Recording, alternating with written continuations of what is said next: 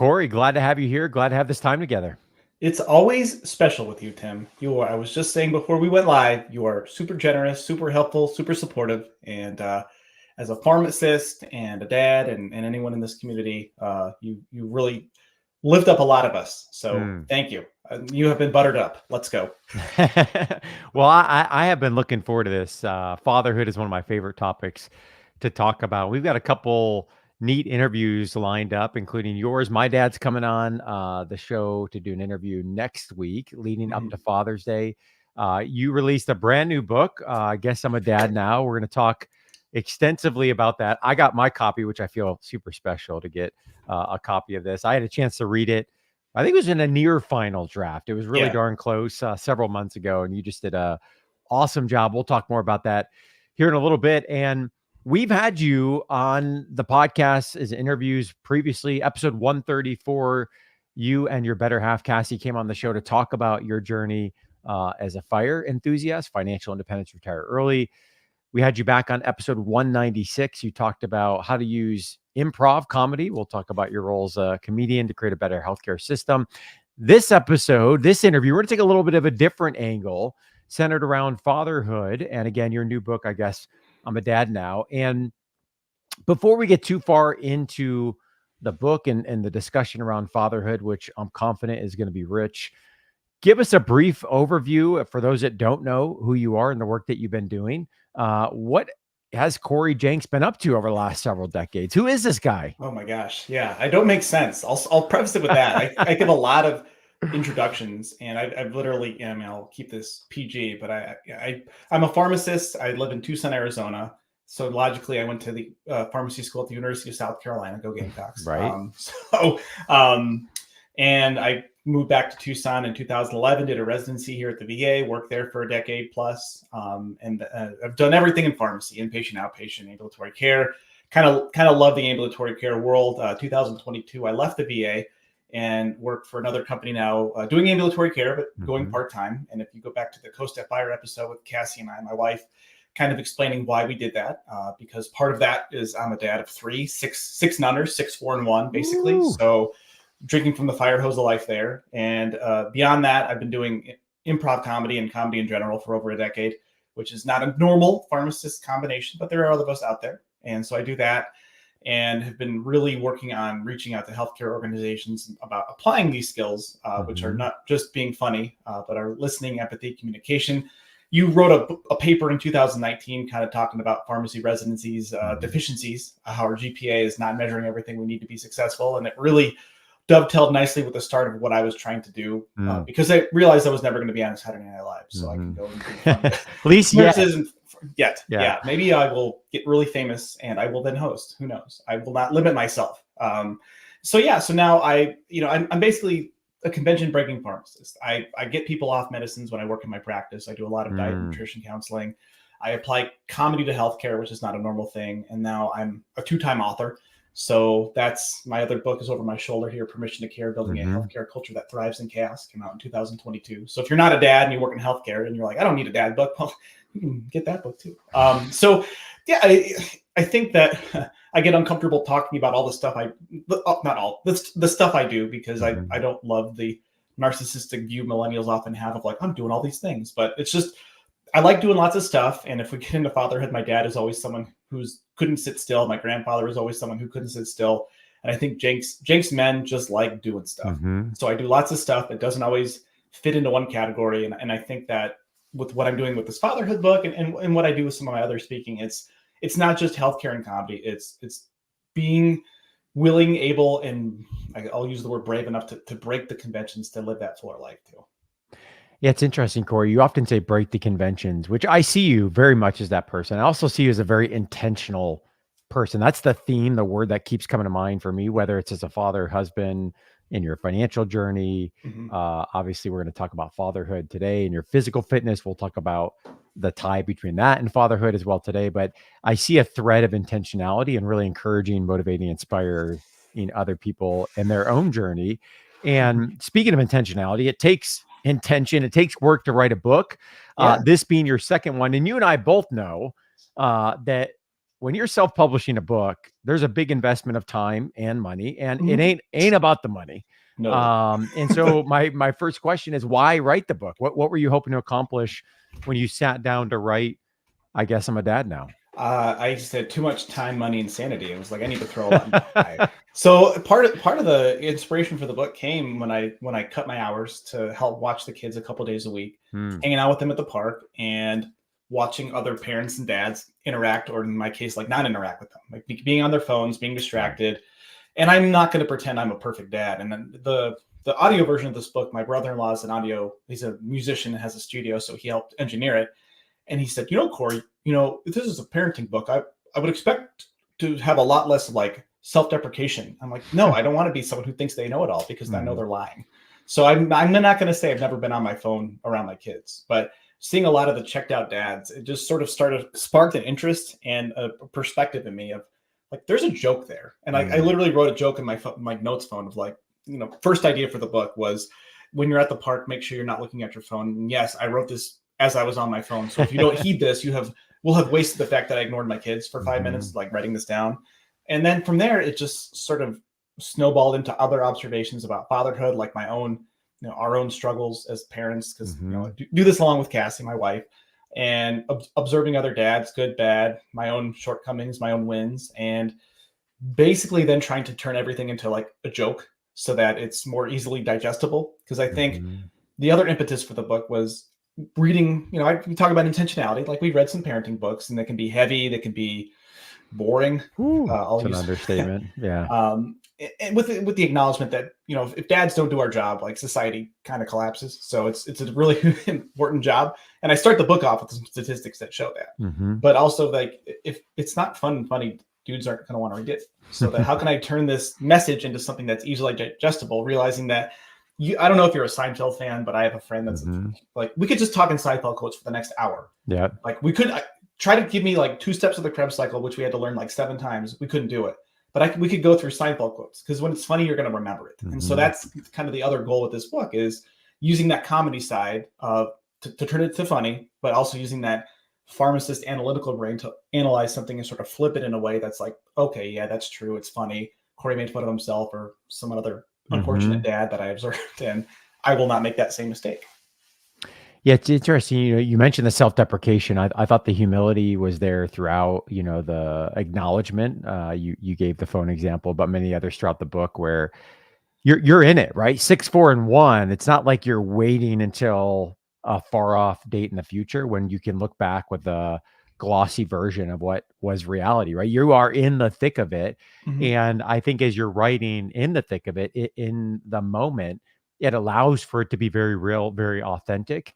And I think it's just natural. The farther we get removed from it, I know I feel this way with my oldest, who's about to be 13. Like, those memories become fuzzy, right, over time. And I love the authenticity. I love the realness of it as you wrote it. Yeah. Well, and as you get further from it, the hardness kind of fades, which I think is how nature designs it. Yeah. Because your youngest is what, 6? Gonna be 5 soon. 5. Yep. Yeah. So if you really remember how hard it was with your first 3, you'd be like, I'm never going to do this again.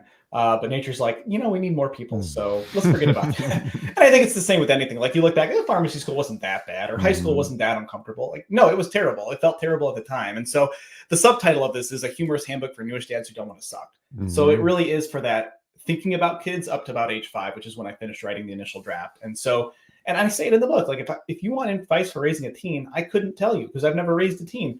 Tim, you could write that book in a couple of years, but I've not been in it. So, the good joke is, like, the next volume will be like how to raise from like 6 to 11, which is like, from what I hear, is like a really golden age of kids, because they're not quite angry teens, but they're like have enough skills, mental and physical, to really make the most of those moments. Not that teens won't be great, and not that having little kids isn't great, but like, a newborn can't play catch with you. And the other day, like yesterday, I actually played catch with my oldest kid. Like, he's able to catch and throw. Like, I was like, oh my gosh, I was expecting way too much when he was 3. Like, I felt so bad. Yeah. But it's kind of a cool moment. Not that you don't love them when they're younger, but like, if they're able to do more stuff with you, it just, as a dad, I don't grow it. I didn't birth it. Now I can kind of help shape it, them, my kids. So. I was thinking about, especially as we get ready to celebrate Father's Day here in a couple of weeks, that how we show up as a dad, and this can be the good, the bad, the ugly, but how we show up as a dad so often stems from how our dad showed up.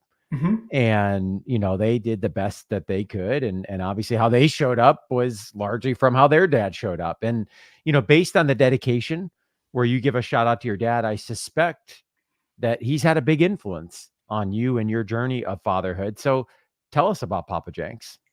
Mark. Mark was I don't know if he's here, like we're doing this live as we record it on LinkedIn. He's on LinkedIn. He likes to comment on my posts, but he still teaches.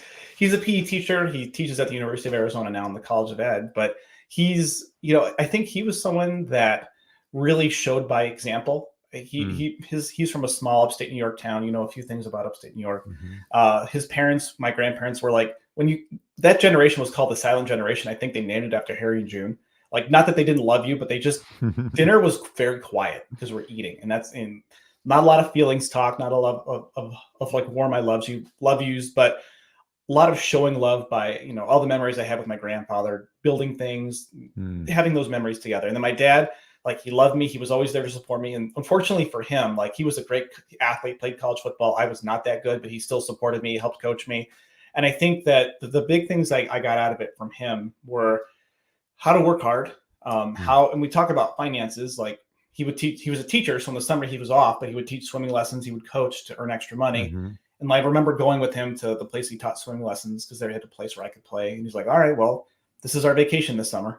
Like, those little things stuck with me. And he tells me about how grandpa would change the oil in their own car instead of taking it in. He's like, well, that's a dinner, instead of, paying someone the money to do it. So I think he really showed me the value of hard work and utilizing those skills to support yourself and not being afraid to, we say side hustle now. Millennials and Gen Z are all about the side hustle. Like, my dad and grandfather were the original side hustlers. They just didn't call it that. They Call didn't it that. That's right. everything. So taught me the value of hard work. And then the message I read about in the book is he was very supportive in a pragmatic way.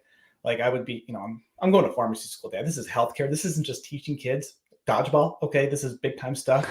He's like, just show up on time, work hard, and be pleasant. You'll be fine. Yeah. Like, but it's healthcare, Dad. And then every step of the way through undergrad, pharmacy school, residency, I was like, oh yeah, you're right. Humans are humans regardless of their credentials or their degree. And you can go a long way just living those simple tenets. So a lot more showing than telling, which is great. So it set a great example of your kids will do what you do as well. Because, he played racquetball, golf. I grew up doing all the same activities as him too. So inspires me to try to make sure that instead of telling my kids stuff, I'm showing them. Cory, when I think of you, the words that come to mind, if we do word association with Cory, right? I think pharmacist, I think fire enthusiast, I think comedian, author, speaker, I think fitness guru as well. I know that's an important part of your life journey. And you brought that into the book in chapter 2. You talk about the connection between your passion for fitness and health and why that's important as a soon to be, although I would argue, whether it's someone who's expecting or thinking about having kids or, you're 10 plus years into it, it's a priority, and there very much is a connection. Tell us more about what that connection is and why you felt like that was important to bring into the book. Well, there's sort of this celebration of dad bod, which is, you sort of like, my wife's pregnant. I'm going to, look like her too. You kind of let yourself go. And I don't think that body shaming is great. I think that a little shame might be good. Because kids are energetic. They want to keep going. And I just see so often kids with fathers who are out of shape that are just like, play with me. And they're just like, oh, I can't. And if you don't have to, like, if you play the comparison game, there's always going to be someone who's way fitter than you and way less fit than you.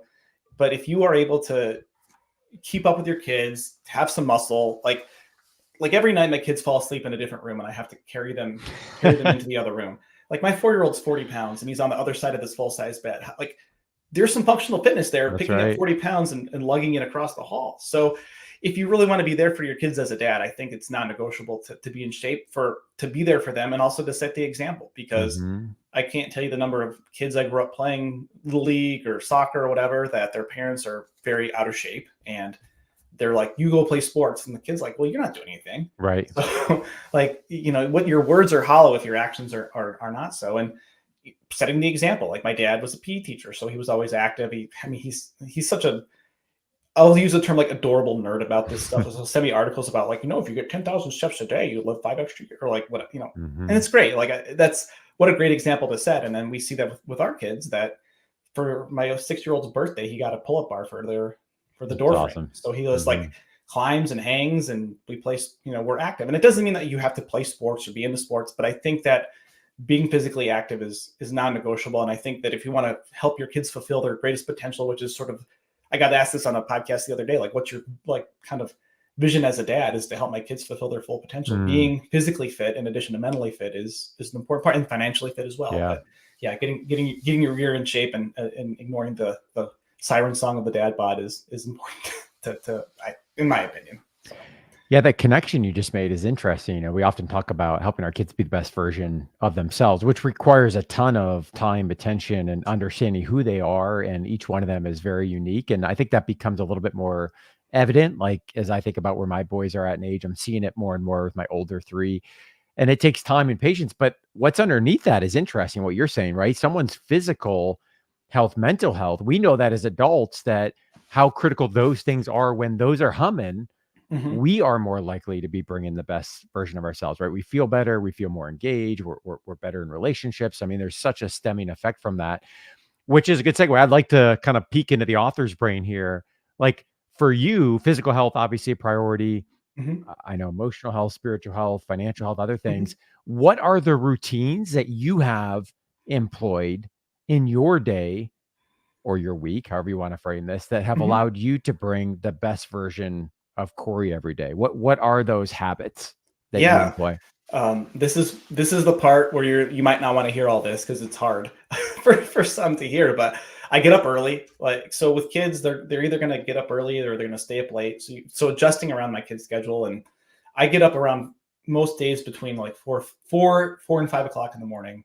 And that first 15 minutes is usually some version of like brushing teeth with my eyes half open and like getting chores done around the house, like prepping the day, like getting lunches ready. Like my wife and I make these like collagen gelatin beverages. So like getting those all teed up. So that when she wakes up, we can just hit the button and we're going. So taking care of my spouse, that's a big part of it.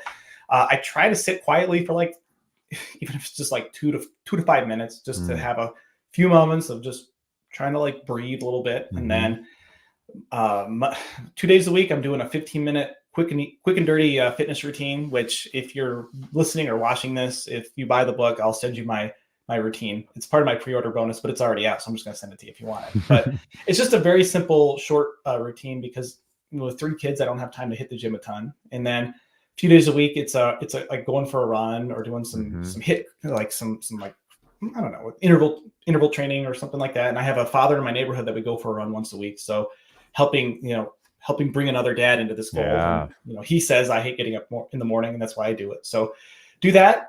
If I'm able to, a couple of days a week, it'll be some writing in the morning, because I write a newsletter, and then trying to promote myself on Twitter or LinkedIn, trying to come up with something there. And then a couple of days a week, I'm at work. And then the other days I'm with my kids and just trying to be with them. And then in the evening, it's wind it down, get them to bed. If I'm humming real good, I just go out and read a book or strum my guitar or do something like that. And if it's not, then I'll try to check a notification. I'll turn to 30 minutes of wormholing. So I'm just like you, everybody. I get stuck on the computer. So, and then, I mean, food wise, if you want that part too, from fitness side, I eat a lot of protein, I eat a lot of veggies, not a lot of carbs and added fats, and don't overthink it. So that's the main thing. And then just always checking in from a relationship side of it, checking in with my wife, making sure she's taken care of, her needs are taken care of, because she bears the brunt of our baby at night. So making sure she's, and on top of all this, Cassie jokes that there's a laundry fairy and a dinner fairy, and a dishwasher fairy, because I'm the one that does all of that. So fathers, you're not off the hook there. So I'm doing a lot of the chores around the house, because she does a lot of the other stuff that I can't do. And then usually at the end of the day, our joke is we say good morning, and when we're trying to lay down to bed at night, because we're so busy. So, and it's going to probably depend where you're at in life, if you're a dad or not, or even if you're not a dad. I think having some of these routines is good. And a big part of it for me is simplicity. And I know I just spent 3 minutes rambling about stuff, but there's people who are like, you get up, you do 15 minutes of journaling, you do 7 minutes of breath work, you look at the sun with your eyes closed, you look at it with but then your kid wakes up at 5:15 with a bloody nose, and all of that's out the window. So how can you maintain that good day without having all of these things that are locked into place? That's exactly where my mind was going. I'm so glad you said it because as I think about my own journey here in Utah, I have found the morning routine is a non-negotiable for me. And Hmm. granted, I'm a morning person. I'm not a 4:30 morning person, but I'm a morning Hmm. person and I'm grateful for the flexibility to really start the first couple hours of the day. And as my boys have gotten older, it's Hmm. more predictable, right? Yeah. But it wasn't always predictable. And there are seasons where it is not predictable. And I think my encouragement to those listening is to find the system and the routine that works for you that gives you enough structure that really helps move the needle on the things that matter the most, but also enough flexibility that, hey, one season looks very different than another. And you could be humming.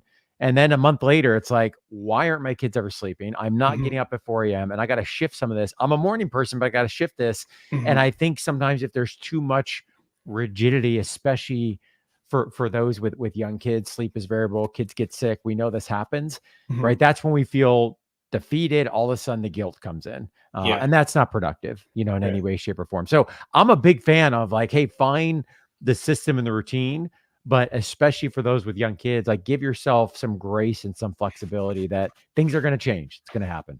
Yeah, I like the things you said there. The seasons, I think that's something that Cassie and I talk a lot about. Is that season X, where I mean, we had a newborn, a 5-year-old, a 3-year-old, and Yeah. it's just chaos.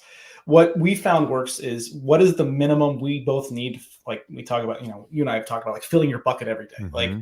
what's the minimum you need? And Cassie knows that I need like 15 minutes to lift weights and like a 30-minute walk. And Hmm. I'm like in a much better, like she'll say, you need to go for your walk or you need to go for your run.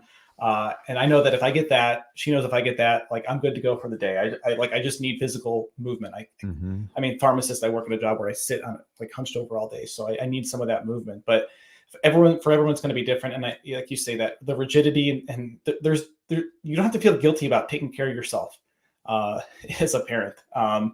Your kids are pretty resilient. Like that doesn't mean you ignore them for 8 hours while you watch Netflix, but it does mean that if you need Yeah. to like, they watch a show for 30 minutes while you walk or do just even if it's clean the dishes and reduce the Surveillance. chaos in your house, it clears your mind so much. Yep. So It's great. and then also to stay off Instagram because every father Instagram account that I was trying to use to like promote my book just makes you feel like the worst dad ever. So just ignore Hmm. those and you'd be good to go. Yeah. One of the greatest challenges, Corey, I think of parenthood is being present, Hmm. truly present in the moment, in the experience that's in front of you, not caught up in analyzing the past, worrying about what may or may not come in the future. Easier said than done, of Hmm. course, and we're not going to get this perfect, but you talk about this in the book in chapter 6. Hmm. All it takes is being present. Let me read the first couple paragraphs and then I've got a question for you. Sure. You say a lot of newish dads wonder if they will be, quote, enough for their kids. Will they make enough money to support their family? Will they provide enough emotional support? Will they be enough for their kids to love them or at least tolerate them? To make this happen, dads can sometimes go overboard working, trying to pry the feelings out of their kids and smothering their kids with so much love that the kids will actually push away. I shared those feelings of needing to be enough. While more money is nice, it's important to be a loving and emotional pillar. There's just one trick to success as a father: be present. Be Hmm. present. Now, this is, if you had to say, hey, Tim, what's probably one of the greatest challenges you've had as a father? I would say it's really honing in on this. And again, there's permission and grace that needs to come in here as well. What for you has been the secret or has allowed you to be as present as possible as a father? You just talked about in the book how important it is. Hmm. Well, like I don't know if it's a secret so much as a lot of self-reflection and being called out for not being present. I think Mm, having if you're there if you're raising them with your spouse with your wife and she's like, hey, you're on your phone, that that's like accountability. a dagger Yeah. to be like, okay, I'm not there. But like going through the different pillars of like what would take you out of the moment with your kids. So there's work, and so I the longer I've worked, the better I've been at leaving work home when I come home. That being said, like in a world of entrepreneurship, like the work typically, I mean, it literally never ends. So there's always like a notification you could check. There's always something you could do there. So trying to block time to be like, okay, when they're at school, like for this hour, I'm working on it and then like letting it go. So just letting stuff wait and it could wait. I do comedy. There's never a comedic emergency. So like there's no need to get to that. I think that the other pillars of presence. So like trying to earn a ton of money for your kids. Like my kids, it's like the trope of like they'll play with a box or like a stick and dirt or a balloon. Totally. and this is something that's probably one of the biggest conflicts with the grandparents. It's like, you stop getting them stuff. Like, they're so happy with the balloon. Like, imagine a world where you Yeah. could be entertained with a balloon for an hour. We would all be so much happier if we didn't have to feel like we have to spend money on stuff. So if I'm not taking myself literally physically away trying to earn money to buy stuff they don't need, then I'm going to be more present. And fortunately, again, I'm married to someone who's not a huge like checking phone person. So I kind of take cues from Cassie, and we have a spot where we charge it in our laundry room, and we're pretty good about just ignoring that and just not trying to, and it kind of piggybacking off that, like there's a chapter in the book, like, don't try to like make memories, like you let the memories happen. Yeah. So if you're not, and this is a sort of pet peeve of mine, like we don't try to document everything with like we don't do a picture and video of like every little cute thing, because you literally can't. Because if you're trying to do that, you're going to take yourself out of the moment of taking a picture. Is it good enough? We'll take another picture. Well, now the kids want to look at the picture. And then if you're someone who posts stuff publicly, then you're posting it, and then you're checking on the comments of those things. And so we don't put anything with our kids on the internet, short of like the backs of my kids' heads, which you'll hit the back of my baby's head. Spoiler alert, you get to see the back of my baby's head at the end of the book if you make it through. I think that's been a big part of it, is just living within our house instead of worrying about what other strangers on the internet or, acquaintances might think of, what we might post. So we go on vacation, we have a policy, like we take one picture at the beginning, we put the phones away, and then we just play. We're gonna we accept that we're gonna miss stuff, but we were telling our kids last night about the good old days when you had 25 count disposable cameras and that's all you got. So trying to live a little bit less fast, I guess. Yeah, and what I heard throughout all that, Cory, was we, right? There's tactical strategies you talked about of where you put your phones, how you handle vacation, the posting, all that stuff. But it's it's, hey, we're on the same page with this. And through the there's accountability, in that process as well. So great insights to share there. I want to ask you about play. I have found for me, when I am truly involved in play with my boys, like those are the moments that really are rich memories, but those are the moments where I am all in present. I'm talking about like rollerblade hockey on the driveway, like epic games of soccer in the basement, freeze tag, not where like I'm kind of half in, like, yeah, I'll play, or I'm watching, but like I'm actually in on the play. And I'm curious to hear for you, like, is that a similar experience, or what have you found in terms of how important play is when it comes to engaging and being present as a father? I'm glad you said that, because it was a great reminder for me that it's probably one of the most, if not most important ways to be present. I can't, you asked me all about presence. I didn't even say play. My goodness, read my own book. I think, and this is just to use that improv comedy side of my brain. Improv is adult play, and as kids, we play, we live in the moment, we grow up, we have responsibilities, we have jobs. So like when I'm doing an improv scene, like you have to totally be in that moment. You talk about the like moments of flow and creativity and being all present. Like improv forces you to do that. And playing with your kids, if you're doing it right, if you're not trying to record everything to put on YouTube, if you're not trying to document every little thing, you're just playing. Those are the moments that, you're going to be totally in it with your kids. You're having fun. You're not, and the time like it's a combination of it like slows down and it speeds up, because you're like, oh my gosh, that was an hour of playing, but it was so much fun. And for kids development, like this is, a non-expert writing a book, but it's everything that I've been reading. And I just read a great book called The Anxious Generation by Jonathan Haidt, talking about all the issues that screens potentially could be having on our kids. Like play builds resilience. It builds neuroplasticity. So for all you pharmacy leaders out there who want to have another PowerPoint on resiliency, just like let your staff go out and play tag or something. Like you're literally be better off than trying to like cram down more information. That's a little side pet peeve of mine. But the play is where they're gonna learn like right and wrong, how like what boundaries to push. And for us, it's a lot of wrestling, to the point of you talk about being physically fit. Like my kids beat me up. They're strong. So, but they just learned the great game of 3 Flies Up the other day. So, and it's so much fun with like, let's play 3 Flies Up. Let's play this. And you're just playing. And that is, I think the simplicity of that wins out almost over every complicated vacation app, toy, tool, tech thing you want to do. And you're right. I won't ramble anymore on that, because you actually made the point better than I have in the last 2 minutes. So. No, it's great. And it really is a good reminder and challenge for me. I wish I get there more often, when I really let myself into those moments. Like again, really rich memories. But as you alluded to, the time really does kind of fly and pass away. And I think it's important that they see dad in a very different environment. I can get into a very structured, everything's so serious. We got things to do, places to go, right? Life's busy. Mhm. And like to really have a space where we can play and engage without that type of structure, I think is so rich to Mhm. really see me in a different light, right? Than they probably do in other moments and other seasons. I want to ask you about community. You mentioned this a little bit when you're talking about a neighbor. I sense that there's maybe some community there and the influence there. But I have found for me, I've got a core group of men that are absolutely critical when I think about having a safe place, a truly safe place where there is vulnerability that is allowed. There's accountability that is key to that group. And I'm curious for you, whether it's a group, a guy, some friends, like as a father, as a husband, when you think about bringing your best self, like Mhm. what does the role of community play for you? Oh, it's huge. I think you got to have your tribe, and I think we evolved as tribal creatures, and we've now found these like weird online tribes that don't actually mean anything and support us, and in fact, actually probably hurt our mental health. But for me, there's 4 or 5 other families in our neighborhood around the same age, kids around the same age, Mm. and we joke because all the wives and moms are older than the dads, so they're the Cougar Club.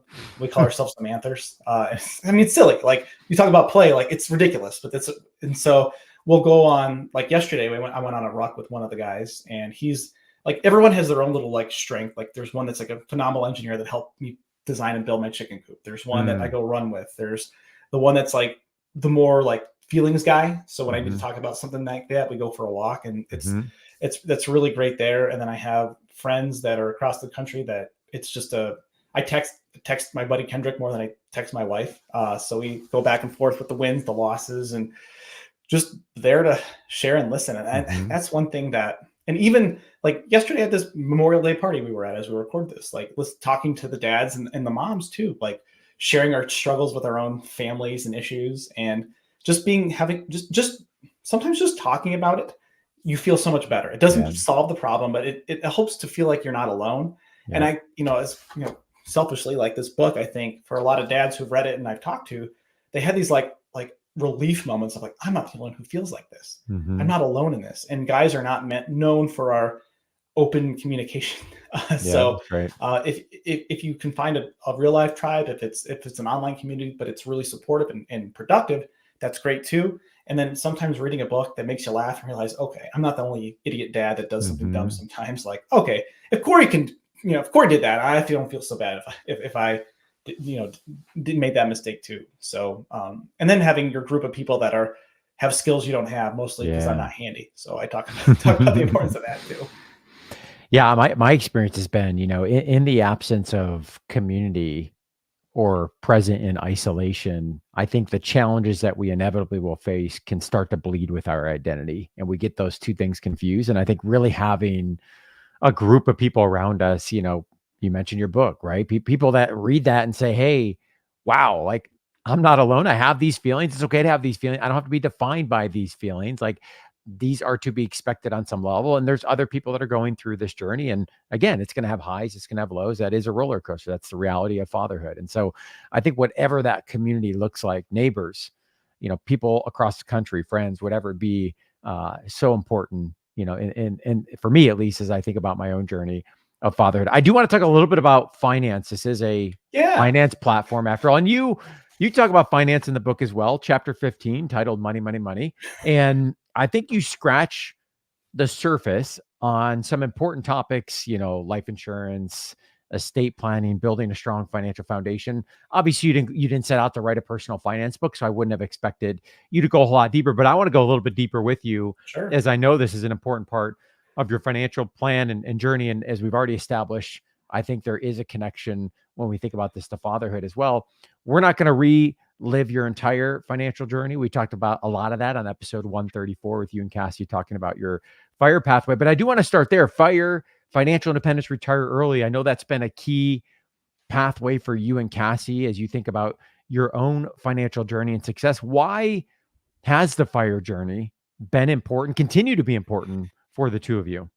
Well, I will disclose that we are not at the fire level. So it is a journey. But I think what we found in 2017, when we kind of found this idea of FIRE, was it forced us to re-examine our finances. It forced us to look at how we were spending money. And you mentioned the word intentionality at the beginning of the recording, that we realized a lot of our money was going places we weren't really being intentional with. And because we were blessed with big shovels, she's a nurse practitioner, I was working full-time as a pharmacist, you paper over a lot of your mistakes, and the 401k is growing pretty good, things are looking good, you're living a happy life, you're taking vacations, and then realizing that there's at this point like thousands of dollars a month that we could be reallocating to more efficient and effective ways of establishing our future in a more secure way. Then you become intentional with that. And while we haven't hit full fire, we talk about this idea of coast fire, where we stayed really, despite our mistakes, because we are blessed to have jobs that have the big larger incomes compared to the average American.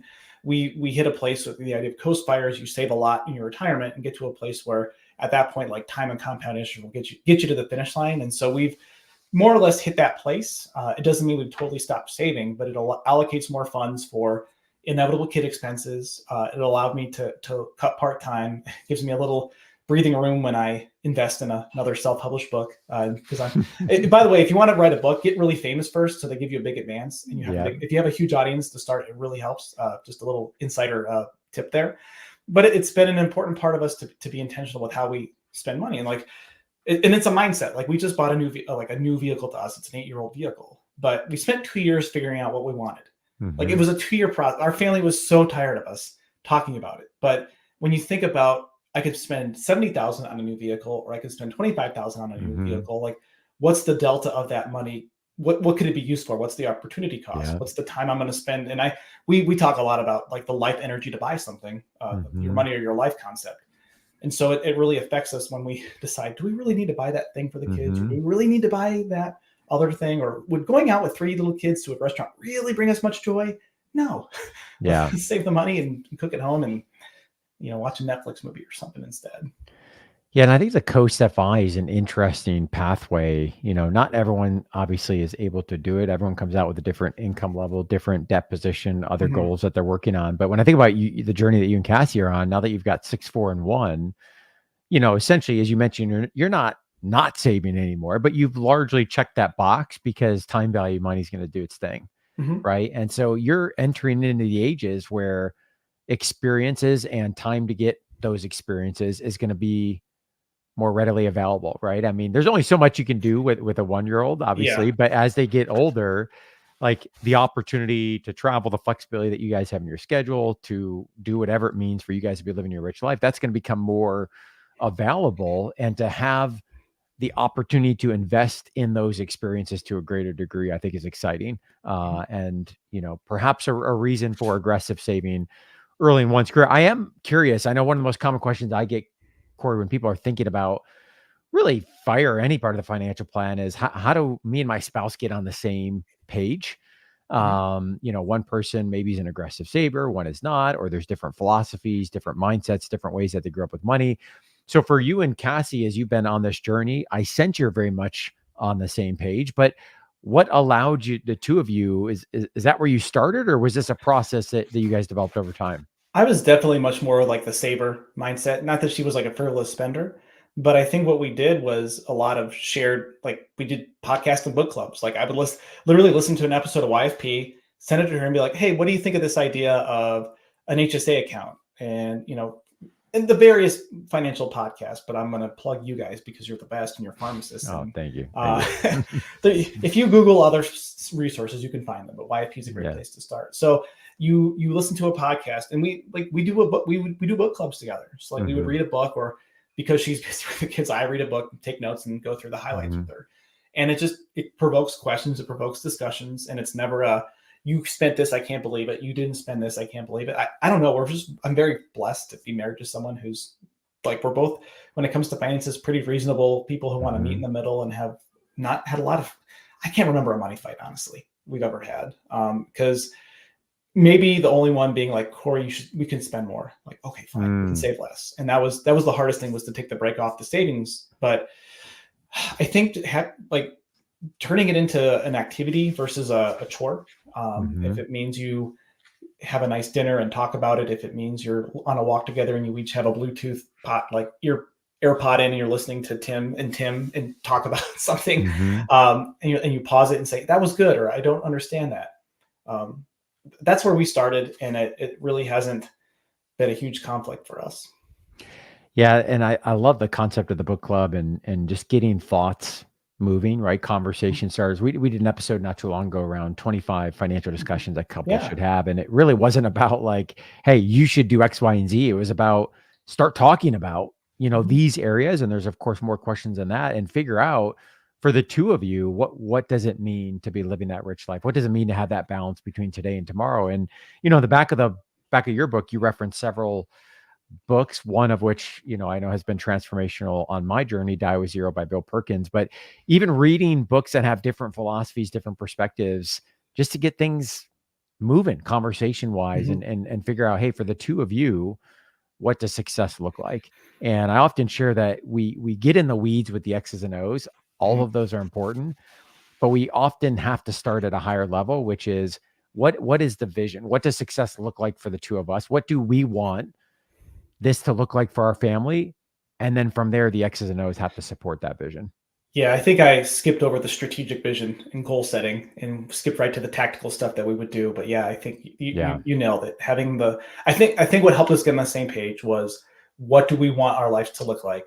What's the 1 year goal, 5 year goal, 10 year goal? What's retirement goal look like? And then working backwards from there, you can decide how that fits into your day to day. And I think having that ultimate vision of how we want our life to be is important. And for both of us, the biggest thing we care about is options. We want to have options to manage, to own as much of our own time. Yeah. And we're not 100% there yet, but it's been a very useful journey in helping us get to where we're recording this on a Tuesday morning, and she's home. She's not working today, and I'm not working today. And our kids are, in a perfect world, they'd be home with us and we'd be, making memories, but they're at school right now. So we get a little bit of adult freedom, and don't feel guilty about that when you do need it, by the way. So Yeah, options, flexibility. When I pull a group of pharmacists, I survey a group of pharmacists and say, hey, what's most important to you? Right. Those are the two things I hear over and over and over again.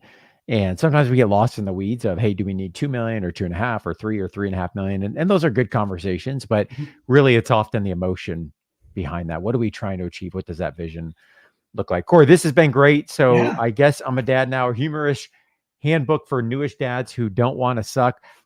If I could make one gentle amendment to your subtitle, I Okay. appreciate the focus for new-ish, but I have found this as a father of 4 soon-to-be teenager. I don't consider myself a new or newish dad, but I found this to be incredibly insightful and helpful. So I would say for dads everywhere at any stage, adult children, soon to be expecting, planning kids, could make a great Father's Day gift. So where's the best place that people can go to get a copy of the book and follow your work? Yeah, so it's on Amazon. So you could look. You could just look the title up there on Amazon. If you go to my website, CoryJenks.com, CoryJenks.com. My parents were cheap, didn't buy the Ian Cory, so put the Ian Cory. Although I should probably buy that domain and just send people to my website. You can get some information on, like, I still have my pre-order stuff up, so you can see if you order the book, just email me. I'll send you all the pre-order stuff. We're dads. We're busy. We didn't get there in time. It's okay. You can kind of see the other stuff I'm up to, and you can connect all my different socials from my website. Awesome. Cory, thanks so much for doing the interview. Appreciate it. Anytime. This is, you talk about play and time flying by. I can't believe it's almost been 50 minutes, Tim. It always happens. Great. So that's a sign of a great time. So thanks again. And anytime you want to chat, happy to. Thanks again. Thank you so much. Take care.